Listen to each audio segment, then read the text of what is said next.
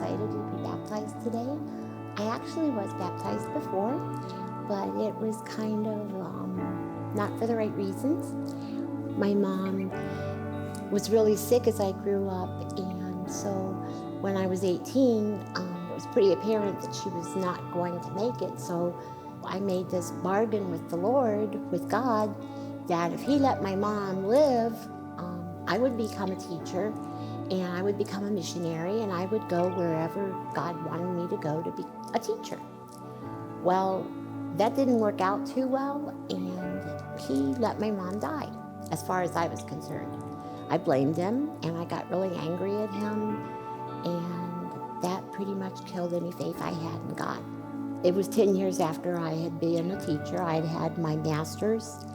I was one half a semester away from my doctorate and had been sick for like 3 years as I was teaching with many different lung issues and illnesses and infections. And my doctor had a come to Jesus meeting with me and basically said I could either quit teaching or I could continue teaching and plan my funeral. Well, teaching was where I found my identity. I didn't find it in Christ. My entire thought processes went toward teaching and studying and researching, and that was back in 2013. And came home and pretty much isolated in my bedroom, pretty much ignored my children, pretty much ignored my husband. And then came the fateful night of June 9th, 2021. And I had had enough. I was depressed. My life was over as far as I saw it. And I wasn't a mom. I wasn't a wife. I wasn't a teacher. My doctorate was gone. I had no hope. There was no God. There was no one to turn to. No one understood me. The whole time of that 10 years, I was overdosing on drugs as far as my prescription drugs would go. And I had a doctor who would just prescribe anything I wanted her to. Anyway, took as many as I could and thought that would be the end of it. Swallowed the pills and laid down and said goodbye to the world. I was okay after a while, and on Sunday when George came to pick me up, my son, I disclosed to him what had been going on for the 10 years. And he says, "Mom, you're sick." And I said, "No, I'm not." He said, "You're an addict." I said, "No, I'm not." He said, "Yeah, you are." So he said, "I want you to remember 3 things. I can't, he can, I'm going to let him." Even in the psych ward, I planned how I was going to do it again once I got out, because I still wasn't convinced that I was worth anything, and I still didn't have God in my life.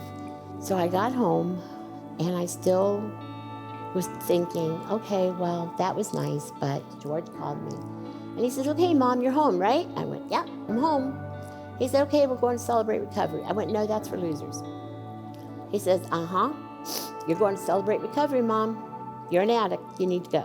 I was just frustrated with him. So fine, I got dressed, went, and the first lesson in Celebrate Recovery has this verse in Jeremiah. It's chapter 30, verse 17. And it is, "But I will restore you to health and heal your wounds, declares the Lord." And that has covered so much of what I've been through. And God has made me so thirsty for His Word that I'm in Bible studies now, and I can't get enough of His Word. And I become a leader in Celebrate Recovery, and my heart goes to those who have suicidal thoughts, who seek to find the Lord and don't know how. And so when I'm baptized, my trust is in my God, and my salvation is in my Jesus.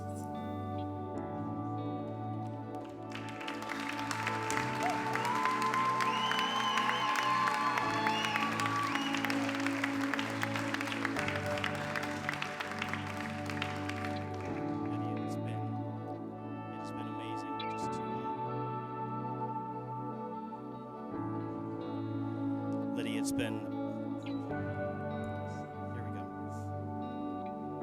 amazing just to watch your journey of following Jesus and your surrender and just beautiful to watch your story, and excited to have your daughter, Lizzie, here to baptize you.